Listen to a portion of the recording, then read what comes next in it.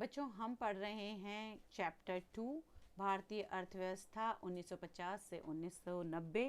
Part 1 हमने पढ़ लिया था, जिसमें हमने जाना था योजना आयोग की स्थापना कैसे हुई, कब हुई, कौन इसके अध्यक्ष थे। और अब हम आगे पढ़ रहे हैं पंचवर्षीय योजनाओं के लक्ष्य। बेटा किसी भी योजना के क्या होते हैं, अगर आप कोई योजना को इंग्लिश में क्या कहते हैं, प्लानिंग कहते हैं। कोई चीज़ प्लान कर रहे हैं अगर आप, तो प्लान करते हैं तो आप एक निर्दिष्ट लक्ष्य होता है कि भाई ये लक्ष्य मुझे प्राप्त करना है और इतने टाइम में प्राप्त करना है इस लक्ष्य को। तो कोई भी योजना हो उसका क्या होता है, एक स्पष्ट निर्दिष्ट लक्ष्य होना चाहिए। पंचवर्षीय योजनाओं के लक्ष्य क्या थे, ये क्वेश्चन बहुत ज़्यादा पूछा जाता है। तो इसका आंसर क्या है, समृद्धि, आधुनिकीकरण, आत्मनिर्भरता और समानता।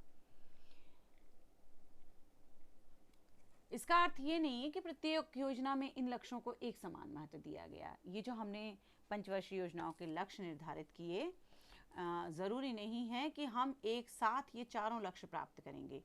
चूँकि हमारे पास संसाधन सीमित होते हैं, ये आपने इकोनॉमिक्स में पढ़ाई है कि हमारे पास क्या है, संसाधन सीमित हैं और आवश्यकताएं असीमित हैं, तो हम एक साथ सारे लक्ष्य नहीं प्राप्त कर पाते हैं।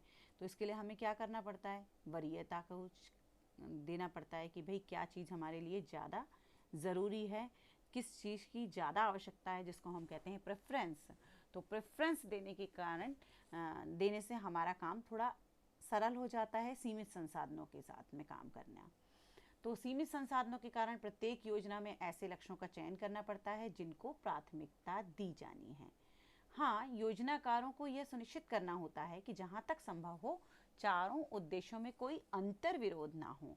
अब बेटा योजना बना रहे हैं आप, मान लीजिए आप योजनाकार हैं, पूरे देश के लिए आपको योजना बनानी है, तो आप कैसी योजना बनाना चाहेंगे, ऐसी योजना ना जिससे कि अगर आप एक योजना के लक्ष्य को प्राप्त कर रहे हैं तो ऐसा नहीं हो कि दूसरी जो आपका लक्ष्य है वो पीछे छूट जाए या एक के काम में दूसरी बाधा बन जाए। ऐसा तो योजना नहीं बनाएंगे ना आप। तो इसी तरीके से चार उद्देश्य हैं और चारों उद्देश्यों में कोई अंतर विरोध नहीं होना चाहिए। तो कौन कौन से उद्देश्य मैंने अभी आपको बताए, एक बताया समृद्धि, दूसरा आधुनिकीकरण, तीसरा आत्मनिर्भरता और समानता। ठीक है, तो ये जो लक्ष्य हैं, चलिए अब हम जानते हैं इनके बारे में कि इन लक्ष्यों का क्या अर्थ है।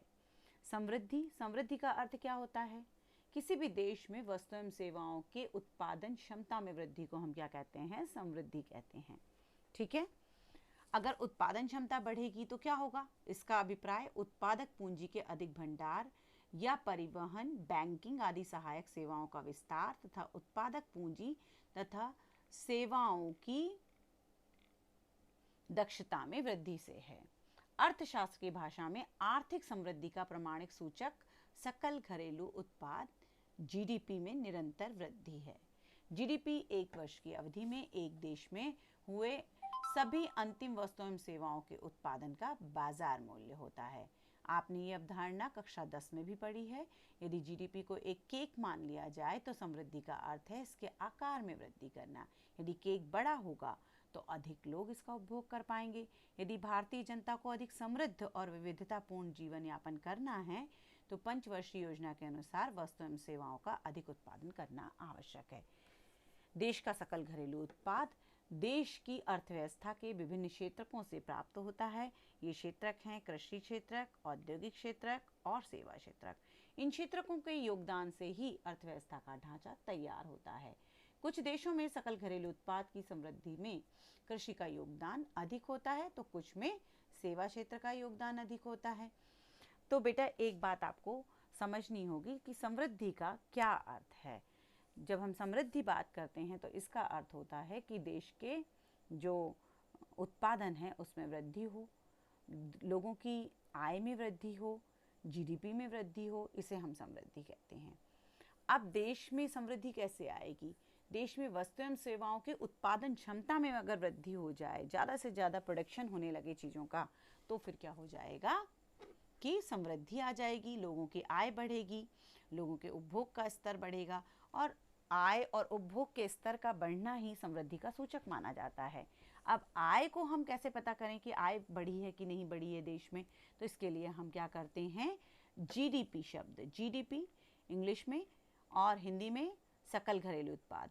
जीडीपी का फुल फॉर्म क्या है, ग्रॉस डोमेस्टिक प्रोडक्शन, ठीक है। जीडीपी में अगर निरंतर वृद्धि होती है, लगातार वृद्धि देखी जाए, तो इसका मतलब है कि देश में समृद्धि आ रही है। अब जीडीपी क्या है, ग्रॉस डोमेस्टिक प्रोडक्ट क्या होता है, ये आपको इसकी परिभाषा भी याद होनी चाहिए। एक वर्ष की अवधि में देश में हुए सभी अंतिम वस्तुओं एवं सेवाओं के उत्पादन का बाजार मूल्य। अब मैं इसको एक छोटे से उदाहरण से समझाती हूँ कि मान लो एक देश है, ए देश, उस देश में जो कुछ भी उत्पादित हुआ है, मान लो वहाँ पर क्या उत्पादित हुआ है, प्रोडक्शन हुआ है 100 क्विंटल गेहूं का हुआ है, ऑयल भी प्रोड्यूस हुआ है 100 लीटर्स, इसी तरीके से क्लोथ भी प्रोड्यूस हुआ है। तो अब क्लोथ कितना हुआ है, मान लो 100 मीटर्स हुआ है, क्योंकि क्लोथ है तो कपड़ा जो है वो हम लीटर और लीटर में और उसमें तो नहीं करेंगे किलोग्राम में, उसको तो मीटर में नापना पड़ेगा। तो चूंकि सबको नापने की इकाइयाँ अलग अलग हैं, तो हम उसको एक इकाई बनाने के लिए क्या करते हैं, उनका बाजार मूल्य पता करते हैं। अब ये अंतिम वस्तुएं हैं, अंतिम उपभोग वस्तुएं कौन सी वस्तुएं होती हैं, जिनका उपयोग कौन करता है, उपभोक्ता करता है, यानी प्रोड्यूसर्स इनका उपयोग नहीं करता। तो ये यानी जो उत्पादक है वो इसका उपयोग नहीं करता, जो कि कौन उपयोग में लाता है, उपभोक्ता उपयोग में लाता है। इन वस्तुओं को हम अंतिम वस्तुओं व सेवाएं कहते हैं। तो एक देश है जहाँ पर जो उपभोक्ता द्वारा प्रयोग में लाया जाता है, 100 लीटर तेल लाया जाता है, 100 क्विंटल गेहूं यूज़ में लाया जाता है, उपभोग में लाया जाता है वर्ष के दौरान, इसी तरीके से और भी चीज़ें। तो इनका जो बाजार मूल्य होता है उनको जोड़ लिया जाएगा और इस तरीके से हमें क्या प्राप्त हो जाएगा, उस देश की जीडीपी पता चल जाएगी। तो एक वर्ष भर के दौरान जो भी वस्तुएं उत्पादित की गई हैं, तो सारी की सारी उत्पादित वस्तुओं की बात हम नहीं करेंगे, यहाँ पर हम बात करेंगे कि जो वस्तुएं उपभोक्ता द्वारा प्रयोग में लाई जाती हैं, अंतिम वस्तुएं। अंतिम वस्तुओं का मतलब हुआ कि वो फिर से बाजार में बेची नहीं जाती हैं, उपभोक्ता उनका उपयोग कर लेता है। उपभोक्ता भी यूज़ कर सकता है, प्रोड्यूसर भी अंतिम वस्तुओं का यूज़ करता है, जैसे वो मशीन वगैरह खरीदता है तो वो बाजार में नहीं बेचता है, वो अपने यूज़ में लाता है। तो ऐसी वस्तुएं जो पुनः बाजार में क्रय विक्रय नहीं की जाती क्या कहलाती हैं, अंतिम वस्तुएं कहलाती हैं। तो जो कुछ भी एक वर्ष के भीतर इस तरह की जितनी भी अंतिम वस्तुएं में सेवाओं का उत्पादन वर्ष में हुआ है, उनका बाजार मूल्य निकाला जाता है और उन्हें जोड़ लिया जाता है, और इस तरीके से हमें पता चल जाता है एक देश की जीडीपी क्या है। अगर देश की जीडीपी बढ़ रही है तो इसका सीधा सा मतलब होता है कि उस देश में समृद्धि आ रही है, और लगातार बढ़नी चाहिए। ऐसा नहीं कि थोड़े दिन बढ़ी फिर उसके बाद कम हो रही है, ये नहीं, लगातार अगर ये जीडीपी बढ़ रही है तो हम क्या कहेंगे, देश समृद्ध हो रहा है। अब जैसे कि अब आपको एक बात कहते हैं कि मान लीजिए इसकी तुलना हम जीडीपी की तुलना किससे कर सकते हैं, एक केक से कर सकते हैं, ठीक है। केक अगर छोटा होगा तो सभी को थोड़ा थोड़ा सा मिलेगा। आप किसी पार्टी में गए हैं, मान लो 50 लोग उस पार्टी में आए हुए हैं और 1 पाउंड का केक आया है, तो आपको क्या लगेगा, अरे यार मुझे तो मिलेगा भी नहीं शायद, है ना। मैं तो ऐसा करता हूँ, जल्दी से केक के पास जहाँ केक कट रहा है वहीं खड़े हो जाते हैं जिससे कि केक मुझे मिल जाए, ठीक है। तो इस ऐसी स्थिति में क्या होगा, 50 लोगों के बीच में अगर 1 पाउंड का केक आया है तो सबको तो नहीं मिल पाएगा ना, कुछ लोग उससे वंचित भी रह जाएंगे। लेकिन ऐसे में क्या होगा, ऐसे में जो लोग वंचित रह गए हैं उनको थोड़ा सा बुरा भी लग सकता है कि ये क्या बात हुई भाई, केक कटा हमें तो मिला ही नहीं। लेकिन यदि केक बड़ा सा आया है, खूब बड़ा केक आया है, तो क्या होगा, सबको आराम से मिल जाएगा, सबको बड़े बड़े पीस भी मिलेंगे। तो इसका मतलब क्या हुआ, यदि केक बड़ा है तो ज़्यादा लोग इसका उपभोग कर पाएंगे, ठीक है। तो जैसे जैसे केक बड़ा हुआ, लोग क्या हुआ, ज़्यादा संतुष्ट हुए ना, नहीं तो क्या हो रहा था, छोटे केक में तो काफ़ी लोग असंतुष्ट रह जा रहे थे। तो इसलिए इसी प्रकार से जीडीपी भी अगर कम है तो बहुत सारे लोग अपनी आवश्यकताओं को पूरा नहीं कर पाने की स्थिति में होंगे। लेकिन अगर जीडीपी ज़्यादा है तो क्या होगा, ज़्यादातर लोगों की आवश्यकताएं, अधिकतम आवश्यकताएं पूरी की जा सकेंगी और वो संतुष्ट होंगे, और यही तो समृद्धि का आधार है।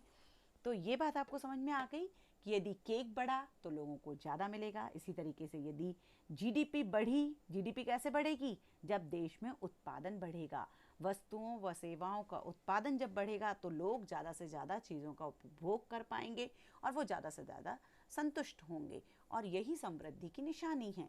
यदि भारतीय जनता को अधिक समृद्ध और विविधतापूर्ण जीवन यापन करना है तो वस्तुओं एवं सेवाओं का अधिक उत्पादन करना आवश्यक होगा। यही बात तो मैंने आपको कही, ये पंचवर्षीय योजना में भी कहा गया था। अब हम आते हैं, देश का सकल घरेलू उत्पाद देश की अर्थव्यवस्था के विभिन्न क्षेत्रकों से प्राप्त होता है। बेटा आपने 10th में भी पढ़ा हुआ है कि अर्थव्यवस्था के 3 क्षेत्रक कौन कौन से हैं? कृषि क्षेत्रक, दूसरा है औद्योगिक क्षेत्रक और तीसरा है सेवा क्षेत्रक। कृषि क्षेत्रक जो कि आपको पता है प्रकृति से जुड़ी हुई जो भी उत्पादकीय क्रियाकलाप होते हैं वो सब कृषि क्षेत्रक में आते हैं, जैसे खेती बाड़ी करना, साथ में मुर्गी पालन और जो मत्स्य पालन है, इस तरह की जो भी गतिविधियां हैं, डेयरी है, ये सब किस में आती है? कृषि क्षेत्रक में आती है। और दूसरा क्षेत्रक कौन सा होता है? औद्योगिक क्षेत्रक, जहाँ पर कृषि क्षेत्रक से प्राप्त जो भी उत्पाद है उनका रूप परिवर्तन किया जाता है। रूप परिवर्तन कैसे किया जाता है? जैसे कृषि क्षेत्रक ने क्या प्रोड्यूस कर दिया? कॉटन, रुई, और औद्योगिक क्षेत्र में जब वो पहुंची तो क्या हुआ? उद्योग धंधों के द्वारा उत्पादन का कार्य किया जाएगा, और रुई से क्या बना दिया? रुई से धागा बना दिया और धागे से कपड़ा बना दिया। ये काम क्या हुआ? औद्योगिक क्षेत्रक में आता है। अब जब धागा और कपड़ा बन गया तो इसको क्या किया जाएगा? बेचा भी जाएगा, व्यापार किया जाएगा, इसको बाज़ारों में ले जाया जाएगा। उसके लिए बहुत सारे जो यातायात के साधनों की आवश्यकता पड़ेगी। तो ये जो क्षेत्रक होता है जहाँ पर डायरेक्ट कुछ भी प्रोडक्शन नहीं हो रहा है, लेकिन दोनों क्षेत्रकों, कृषि क्षेत्रक और औद्योगिक क्षेत्रक से जो कुछ भी उत्पादन किया गया है उसको उसको सहायता दी जाती है, वो क्षेत्रक कौन सा होता है? सेवा क्षेत्रक।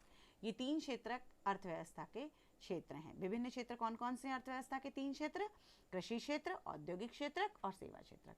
कृषि क्षेत्र की गतिविधियां आपको पता है, औद्योगिक क्षेत्रक की भी मैंने आपको बताई, और सेवा क्षेत्रक में क्या आता है?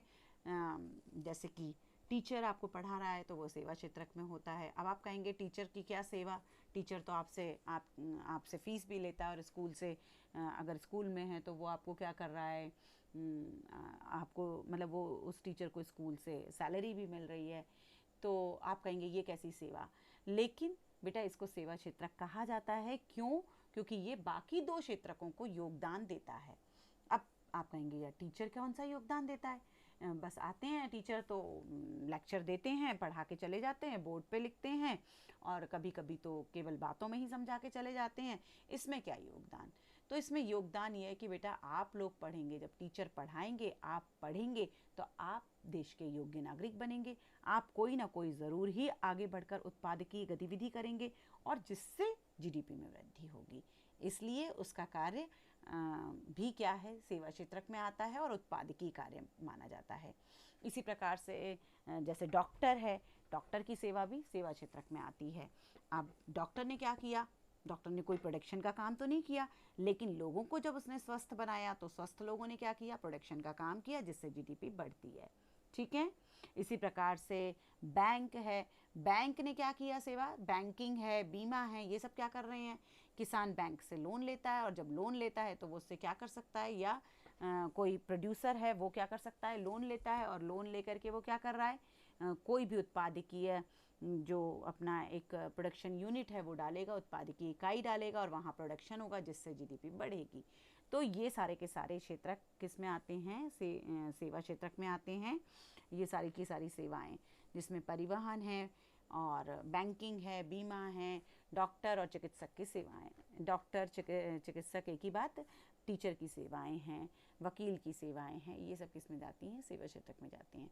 तो इन तीनों क्षेत्रकों द्वारा जो कुछ भी उत्पादित किया गया है, सेवा क्षेत्रक तो सेवाएं प्रदान करेगा, उसके बदले में से जो कुछ भी मिला है वो।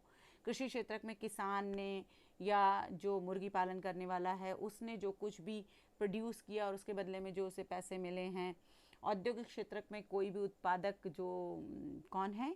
जो एक प्रोडक्शन यूनिट है, मान लो कोई कारखाना है, कोई फैक्ट्री है, वहाँ पर जो कुछ भी प्रोडक्शन किया गया और उसे बाज़ार में बेच करके जो कुछ भी मिला है वो सारा पैसा, वो सब कुछ जोड़ करके क्या बन जाता है? जीडीपी बन जाती है। तो जीडीपी निकालने का ये तरीका होता है। तो आपको ये बात समझ में आ गई, इन क्षेत्रकों के योगदान से ही अर्थव्यवस्था का ढांचा तैयार होता है। अब क्या होता है भाई, ये बात आपको क्लियर हो गई। अर्थव्यवस्था के 3 क्षेत्रक हैं। ये तीनों क्षेत्रक जो कुछ भी प्रोड्यूस करते हैं उनको बाजार में बेचा जाता है। जब बाजार में बेचते हैं तो जितना भी पैसा में प्राप्त होता है उस सबको जोड़ दिया जाता है और इस तरीके से हमें क्या प्राप्त हो जाती है, जीडीपी मिल जाती है। ठीक है, तो इन 3 क्षेत्रकों के योगदान को हम क्या करते हैं, जोड़ लेते हैं और इस प्रकार से हमें जीडीपी की प्राप्ति हो जाती है। तो बहुत सारे देश हैं जहाँ पे अलग अलग जो ये 3 क्षेत्रक हैं वो काम कर रहे हैं। किसी देश में तो कृषि क्षेत्रक का जीडीपी में बहुत अधिक योगदान है, तो किसी का सेवा क्षेत्रक का है, किसी का औद्योगिक क्षेत्रक का किसी देश में होगा। भारत की बात करें तो भारत में सेवा क्षेत्रक का योगदान जीडीपी में सर्वाधिक है। हालांकि भारत में कृषि क्षेत्रक में बहुत ज़्यादा लगभग 60% लोग लगे हुए हैं। तो इसका मतलब ये है कि कृषि क्षेत्र में लोग तो ज़्यादा लगे हुए हैं, लेकिन जो जीडीपी है उसमें योगदान किसका ज़्यादा है, सेवा क्षेत्रक का। क्यों? क्योंकि कृषि क्षेत्रक में आवश्यकता से अधिक लोग लगे हुए हैं। अगर उन्हें हटा करके दूसरे क्षेत्रकों में भेज दिया जाए तो कृषि क्षेत्रक में लगे हुए लोग कम हो जाएंगे और दूसरे क्षेत्रकों में उनकी जो उत्पादन क्षमता है उसका हम उपयोग कर पाएंगे। इसीलिए आपने सुना होगा कृषि क्षेत्रक में क्या है, प्रच्छन्न बेरोजगारी है, छिपी हुई बेरोजगारी पाई जाती है। जितने लोगों की आवश्यकता है उससे ज़्यादा लोग कार्य करते हुए दिखते हैं, लेकिन अगर उनमें से कुछ लोगों को हटा भी दिया जाए तो भी उनका जो राष्ट्रीय आय में योगदान है या जीडीपी में योगदान है उस पर कोई फर्क नहीं पड़ता, क्योंकि उनका सीमांत उपयोगिता शून्य होती है। ये थोड़े बड़े शब्द हैं, आपके हिसाब से आगे आने वाली कक्षाओं में मैं आपको इसके बारे में बताऊंगी। पर हाँ, ये जो प्रच्छन्न बेरोजगारी है ये आपका सुना हुआ शब्द था 10th क्लास में ही। ठीक है, तो बच्चों ये बात आपको समझ में आ गई। तो हर एक देश में क्या होता है, अलग अलग क्षेत्र का योगदान अलग अलग होता है। भारत की बात मैंने आपको बता दी कि सर्वाधिक योगदान किसका है, सेवा क्षेत्रक का है, और सबसे कम योगदान किसका है, कृषि क्षेत्रक का है। ठीक है, जीडीपी में। लेकिन रोजगार में सबसे ज़्यादा लोग लगे हुए हैं कृषि क्षेत्रक में। ठीक है, ये बात आपको थोड़ा विरोधाभासी बात है, लेकिन आपको याद रखनी है ये। अब जो दूसरा लक्ष्य था वो कौन सा था, आधुनिकीकरण। आधुनिकीकरण का मतलब क्या होता है, मॉडर्नाइजेशन, जो कि आपने देखा हुआ है। अब ये मॉडर्नाइजेशन कैसे होता है, नई चीज़ों को कुछ अपना लें तो हम क्या कहते हैं, बड़ा मॉडर्न है ना। आप क्या कहते हैं, अगर कोई नए तरह के कपड़े पहन के आ जाए, थोड़ी नई स्टाइलिश काम करने लगता है, लड़की बड़ी मॉडर्न है ना। मॉडर्न का मतलब क्या हुआ, कुछ आधुनिक, कुछ नया, कुछ आया है उसको अपनाना, ये आधुनिकीकरण है। तो अगर हमने ये लक्ष्य निर्धारित किया था कि हम पुराने तरीकों को नहीं अपनाएंगे अब जीडीपी को बढ़ाने के लिए, हम क्या करेंगे, आधुनिकीकरण को अपनाएंगे। आप आधुनिकीकरण कहाँ देखने को मिलेगा, वस्तुओं एवं सेवाओं का उत्पादन बढ़ाने के लिए उत्पादकों को नई प्रौद्योगिकी अपनानी पड़ती है। उदाहरण के लिए किसान पुराने बीजों के स्थान पर नई किस्म के बीजों का प्रयोग कर खेतों की पैदावार बढ़ा सकता है।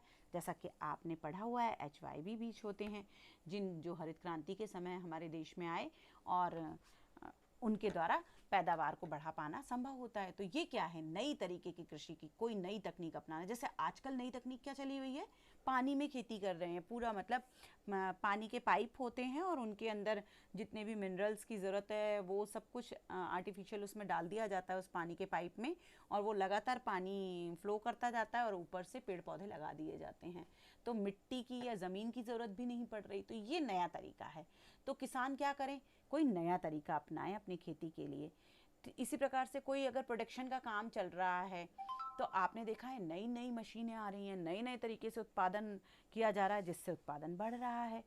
तो नई प्रौद्योगिकी को अपनाना ही क्या है, आधुनिकीकरण है। ये हर क्षेत्र में देखा जा सकता है। ये भी तो आधुनिकीकरण है कि आज मैं आपकी क्लास कैसे ले रही हूँ, आपकी क्लास ऑनलाइन चल रही है।